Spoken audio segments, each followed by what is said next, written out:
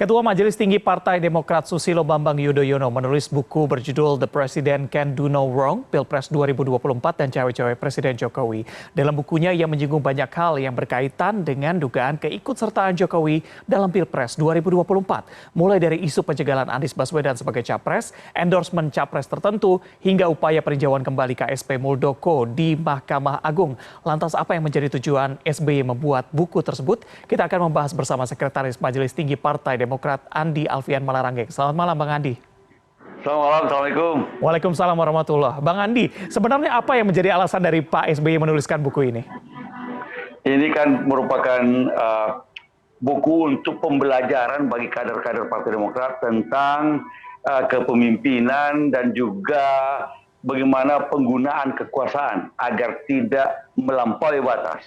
Jadi itu untuk kader-kader Demokrat. Tapi memang beliau selama beberapa kan beliau selalu sering berdiskusi secara strategis mengenai masalah-masalah kebangsaan dan peristiwa cawe-cawe Presiden Jokowi dalam Pilpres 2024 ini memang layak untuk dijadikan pembelajaran bagaimana semestinya kepemimpinan dilakukan dan kemudian penggunaan kekuasaan itu.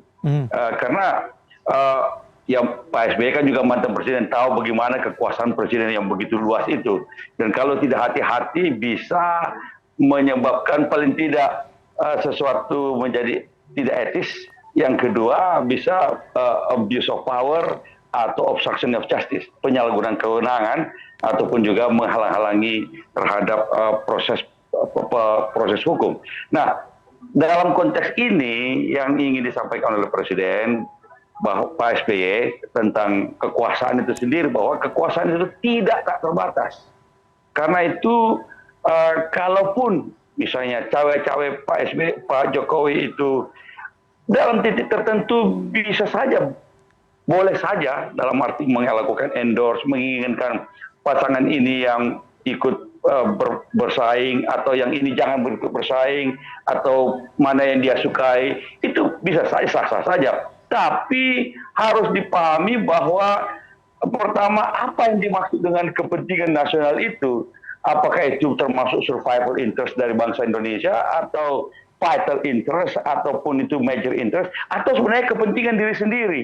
Nah, ini harus dijelaskan dengan baik.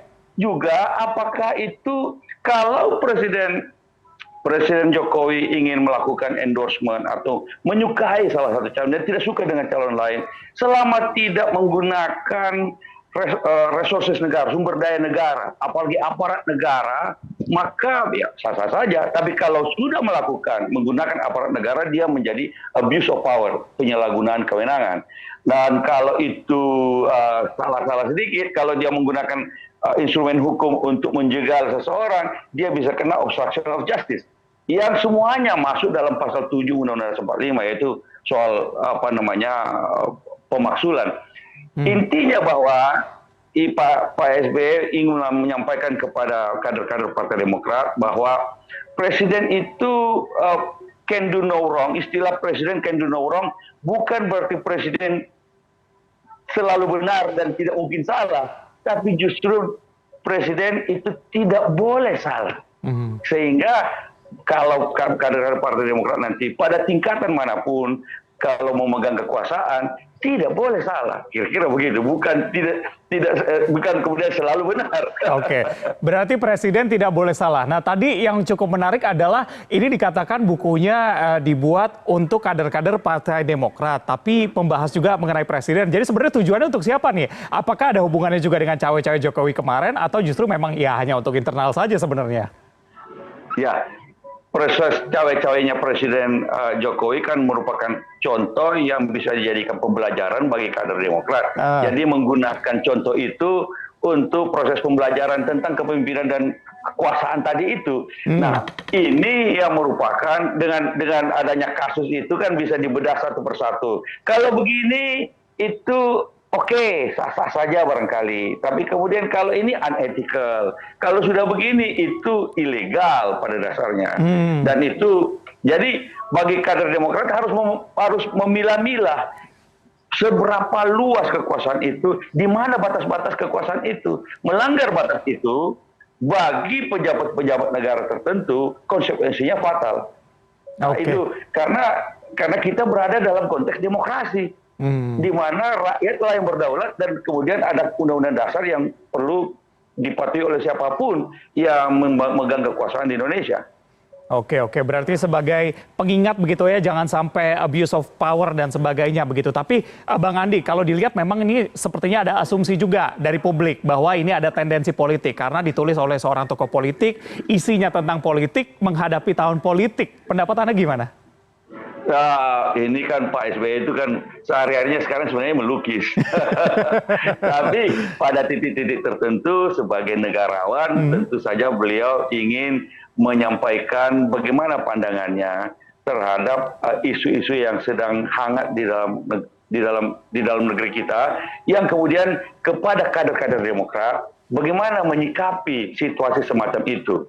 Di mana itu tadi itu, apalagi kan kalau membahas tentang kekuasaan paling tinggi di Indonesia ya presiden, kekuasaan presiden. Kebetulan Pak SBY juga pernah jadi presiden, jadi dia tahu di mana bagaimana luasnya kekuasaan presiden, tapi di mana batas-batasnya. Dan itu kepada kader Demokrat diharapkan menjadi pembelajaran dengan kasus cawe-cawe Presiden Jokowi ini untuk Pilpres 2024 itu, di mana dia kalau kan dalam tulisan itu, kalau Pak Jokowi suka sama seorang calon, lalu kemudian ingin mendukungnya, itu oke saja. Tapi jangan menggunakan fasilitas negara, jangan menggunakan kekuasaan negara dan aparatnya, apakah itu aparat hukum, apapun aparat intelijen dan sebagainya, apalagi tentara dan polisi. Nah, selama tidak menggunakan itu, barangkali oke. Tetapi kalau menggunakan aparat negara, dia menjadi ilegal dan itu berbahaya bagi melanggar sumpah presiden. Kira-kira begitu. Baik, Bang Andi. Tapi sejauh ini apakah Pak SBY juga mengatakan bahwa sudah mendekati ke arah sana sehingga memang harus diterbitkan buku ini sebagai guidance untuk kader para Demokrat, anggota Demokrat ini? Seperti apa menurut Anda? Kalau saya melihatnya ini lebih kepada kader Demokrat memberikan pembelajaran tentang rambu-rambu kekuasaan itu sendiri. Berarti belum sampai kebablasan ya? Bukan soal itu, tapi rambu-rambunya kepada kader Demokrat yang tentu saja bersifat pembelajaran. Kalau begini kamu melanggar, kalau begini oke. Kalau begini mungkin unethical. Walaupun tidak melanggar hukum, tidak langsung melanggar hukum, tapi tidak etis. Nah, itu pada kekuasaan yang paling tinggi. Tentu saja nantinya setelah pemilu kan mungkin saja ada kader-kader Demokrat jadi di legislatif, di eksekutif, nanti kalau sudah pilkada, mereka juga harus mempedomani apa yang menjadi, dalam kasus ini bisa jadikan pembelajaran, ya itu tadi, karena bukan hanya presiden can do no wrong, kalau jadi bupati, kalau jadi gubernur, kalau jadi anggota dewan can do no wrong. Nah, dalam konteks tidak boleh salah, bukan selalu benar. Oke. Kira-kira begitu. Baik, Bang Andi. Ini yang cukup menarik adalah buku ini terbit hanya kurang lebih sepekan nih. Sejak Pak SBY pekan lalu mencuit soal mimpinya begitu ya. Kira-kira menurut Anda ada maksud tertentu nggak sih?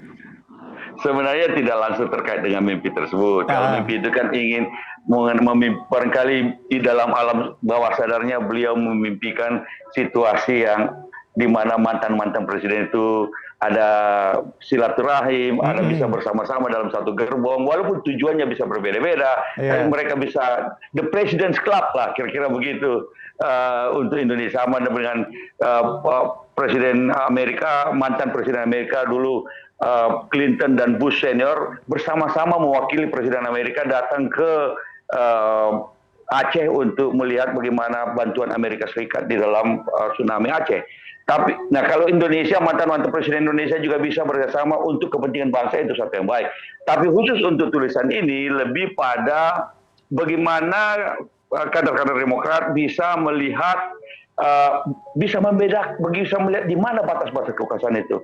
Kapan kekuasaan itu sudah melanggar, kapan kekuasaan itu hanya melayani kepentingan diri sendiri, ketimbang kepentingan bangsa yang luas, apalagi kepentingan kedudukan presiden yang harus bersifat adil dalam penyelenggaraan pemilihan presiden di 2024 nanti.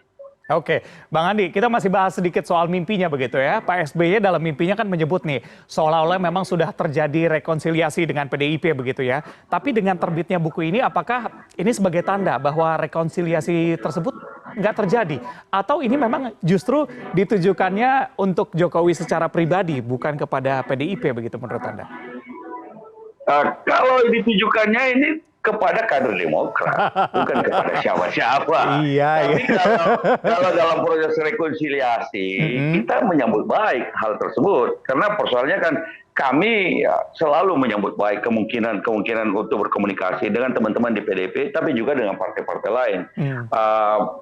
So pada titik itu, apa yang diimpikan Pak SBY adalah mari kita tempatkan kepentingan bangsa, dan apalagi kalau mantan-mantan presiden nanti kalau sudah setelah 2024 kan ada 3 mantan presiden tuh. Tapi yang ditanyakan kebanyakan orang yang beli karcisnya itu presiden ke-8 siapa?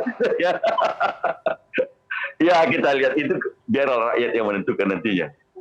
Oke, tapi kalau menurut Anda dengan terbitnya buku ini begitu ya, walaupun tadi berkali-kali Anda katakan bahwa ini untuk kader Partai Demokrat begitu ya, ini akan memperburuk hubungan antara SBY dengan PDIP atau Demokrat dengan PDIP, atau justru ya memang biasa saja begitu semuanya? Ya, saya rasa nggak perlu ada yang merasa tersinggung atau merasa memperburuk atau apapun, tidak. Ini kan kepada kader Demokrat. Gini loh, ini ada contoh kasus tentang cawe-cawe Presiden Jokowi di Pilpres 2024. Mana yang oke, mana yang tidak oke. Nah, itu kemudian nantinya diturunkan ke ada posisi-posisi kekuasaan lainnya. Bahwa memang ini ada kekuasaan itu menggoda untuk melanggar batas. Tapi jangan sampai melanggar batas. Dan kalau apa tanda-tandanya melanggar batas? Nah, bisa abuse of power, bisa obstruction of justice. Kalau menggunakan aparat hukum misalnya untuk menjegal calon presiden tertentu. Nah, ini rambu-rambu yang harus dipahami oleh semua kader Demokrat, karena itu bukan hanya di DPP, tapi tulisan itu harus dibaca oleh kader Demokrat sampai di kabupaten, sampai di kecamatan, sampai di desa. Oke, kalau sekali lagi ini ditujukan untuk kader Partai Demokrat, tapi saya pengen tanya, kenapa pemilihan warna di covernya itu menggunakan simbol-simbol warna tertentu begitu, warna merah, warna putih, warna hitam yang didominasi oleh PDIP? Kenapa tidak menggunakan warna khusus untuk Partai Demokrat sendiri begitu? Kan Partai Demokrat sendiri kalau Anda lihat bintang Mersinya kan ada warna merah putih di sini. Kalau warna hitam biar ada sedikit dia punya, karena tulisannya putih harus latarnya harus hitam supaya lebih jelas dibacanya. Tapi intinya merah putih juga ada di bendera Partai Demokrat, bukan hanya warna biru. Oke. Tapi dominannya memang warna biru begitu ya. Kalau tadi Anda katakan juga mengenai yang membeli karcis di mimpi Pak SBY itu yang menjadi tanda tanya, kita juga sama-sama menunggu begitu ya. Kira-kira siapa? Itu akan terjawab oleh waktu nantinya. Terima kasih Bang Andi, Sekretaris Majelis Tinggi Partai Demokrat Andi Alfian Warangeng sudah berbincang bersama kami di malam hari ini di kanal Pemilu Terpercaya. Selamat malam. Selamat malam.